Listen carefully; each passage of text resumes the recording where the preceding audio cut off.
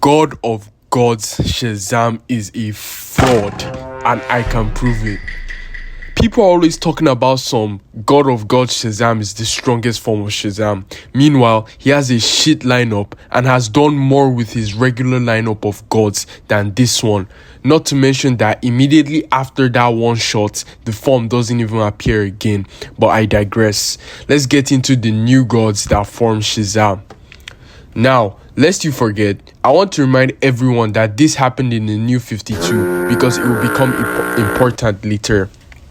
So after Darkseid died in Darkseid War, Billy's connection to his normal benefactors was cut off, and so in an attempt not to leave Billy powerless, Mamaragan brokered a deal with new gods to provide new attributes to Billy Batson, namely Siva, who provided strength, Huronmir, who provided fire, lol, Anapel, who provided compassion. What the fuck is he going to do with this power? Zonus or Yuga Khan, who provided source manipulation. What? 8, who provided boldness. And finally, Mamaragan the Bomb, who provided lightning. First and foremost, what in the world is this lineup? This is like 2016 Nigeria. Wait, I digress. No intelligence, no speed, no flight, no stamina. He's just like a run-of-the-mill superhero with this lineup. But back to my main point. God of Gods Shazam is a fraud because this is a sorry-ass pantheon. They have no feats, no statements, and characters like 8 and Anapel and Siva, even Huronmir, only appeared once in the new 52 timeline, being that God of Gods one shot. Now, people love to say, oh, God of God Shazam is the strongest because he beat Darkseid's father and Darkseid is scared of his dad, and that Yuga Khan is the strongest new god to ever exist. Yes, Yuga Khan is the strongest and dumbest new god to ever exist in the post-Crisis universe and the post-Dark Knight's Death Metal DC universe, not in the new 52, and I can prove it. In the new 52, Darkseid and Highfather were brothers and the sons of Yuga Khan, but now they're not, right? Boom! That one fact disputes God of God Shazam from being the strongest because the feats Yuga Khan performed post-Crisis can't apply to his new 52 self because it's a whole altered reality, so much so that his life isn't even the same. In the normal DC universe, post-Death Metal and realigned with in the normal DC universe, right? Post-Death Metal universe, which is realigned with post-Crisis, which is the normal DC universe, Highfather was Yuga Khan's friend. But in the new 52, Highfather is his son. Huh? He doesn't even really have any feats from the new 52 besides running a 2v1 with a young Darkseid and Highfather and then beating the Wizard. And if you know me on this channel, you know I hate the Wizard and he's not as strong as the original Jebediah of Canaan. Stay tuned because I have a video on them coming soon. So you see, he barely did anything in the new 52, and then people apply his post-Crisis feats to his new 52 version, and that particular comic came out years before they decided they bring the history back. So unfortunately, it cannot apply. And yes, while the new 52 still happened in the main timeline, Dr. Manhattan erased the last vestiges of changes Barry triggered by making Flashpoint. And then in Death Metal, the Hands, who are from the same race as Perpetua, finished what Manhattan started and reconciled the various histories of the characters, with the sole exception of the Marvel family. And so you see, people are picking and choosing where the restoration of the DC history applies, right? When you say Captain Marvel or Black Adam can go toe-to-toe with Superman, people will say, oh yeah, he did go toe-to-toe, but then we saw Black Adam get his jaw crushed for 5 issues straight by Ultraman.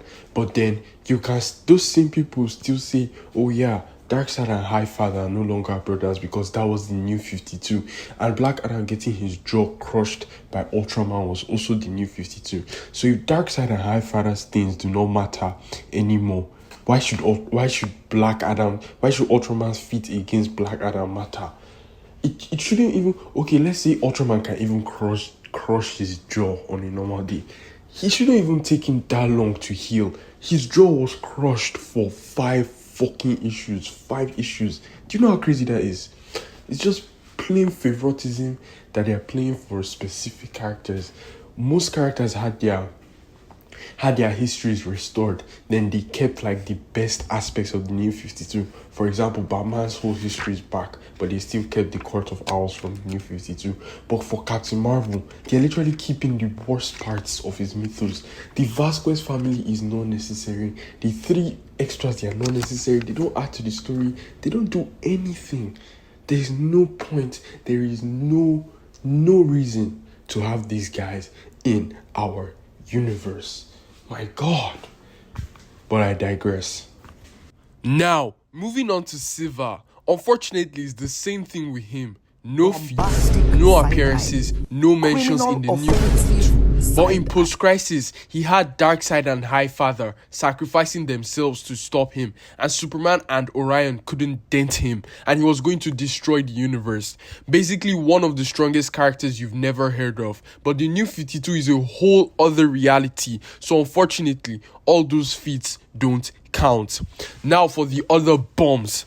Horomir is just your basic Martian who can control fire, resurrect people, and talks to dead people, right? And then he just has your other Martian abilities. But even if he could do all of that in the New 52, he only provides Billy with fire, which I don't understand what for, but okay. I mean, if I can shoot fire, what do I need lightning for? And if I can shoot lightning, what do I need fire for? You know? It's not like Superman's heat vision and cold breath that balance each other out. But I digress. You should take a shot every time I say digress. Now, 8. She provides boldness. Okay? Is that supposed to replace the courage of Achilles? Whatever. But even in real mythology, 8 is the personification of moral blindness and error. So I don't know what the authors were thinking with that one. Then Anapel provides compassion. What the fuck is he supposed to do with compassion? My God, everyone feels compassion to a degree, even the Joker. Maybe everyone except Yuga Khan.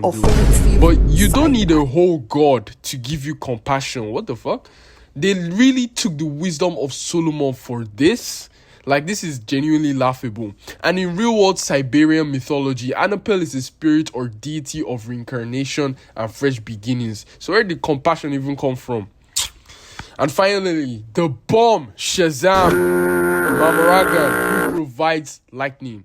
I'll bet you $100 this guy's lightning is nothing compared to Zeus. I don't even say, oh, he's on the quintessence. So is Zeus, so it doesn't matter. Mamaragan is a bomb. I hate his character. There was no need to replace Jebediah, and I'll die on that hill. Wallahi. I'll talk about both of their histories in the video to come, so stay tuned. Please leave a like and subscribe to my channel. And does Mamaragan even have feats? The dude is basically non-existent in the DCU. Hashtag not my wizard. And that's it. What's so impressive about God of God Shazam compared to the other Captain Marvel variants, now that I've broken it down for you? All the hype is because of stuff Yuga Khan did before the New 52 that can't apply to him, because the New 52 is an altered reality. And even though the timeline got fixed, all of this took place before that, so it doesn't count. It's not like his New 52 power level was hiding inside him once the hands altered reality. Doing that, it's not like his New 52 power level was hiding inside him. Once the hands altered reality, doing that boosted him back to his previous power level, which is definitely above the New 52 one. But compare God of Gods Shazam to Kingdom Come Captain Marvel, who single-handedly took down arguably the strongest base form Superman in Kingdom Come Superman, and only lost to plot. Wallahi. Because I mean, you're calling the only thing that can make you a human in a fight, and you're just standing there like Iroko tree, you know? So Superman can grab his mouth. Like, that was plot. Alright? And don't even say, oh, Superman just moved too fast for him to react. We literally saw Captain Marvel blitzed Superman on a few panels before that with incredible speed. So compare God of God Shazam to Kingdom Come Captain Marvel, or compare him to Day of Vengeance Captain Marvel, who took on the Spectre after being beefed up by all the magic users on the planet, or even plain old pre-crisis Captain Marvel, who was virtually limitless. Was that on Earth S or Earth 5? It gets confusing. So as you see, God of God Shazam is a genuine fraud, because people are attributing the feats of characters from another reality to the ones in the New 52. And the ones in the New 52 had zero showings of their powers, zero appearances. Hence, this is not the strongest variant of Captain Marvel. And it's a freaking shit lineup. I'm not even gonna lie. Like, imagine they give you these two lineups, both of them Special Shazam, and they tell you to choose. Will you really choose the New Gods Shazam over the Olympian Shazam? And even though, they say, okay, Yuga Khan has source manipulation. Didn't Zeus, Odin, and Jovan, who is an extension of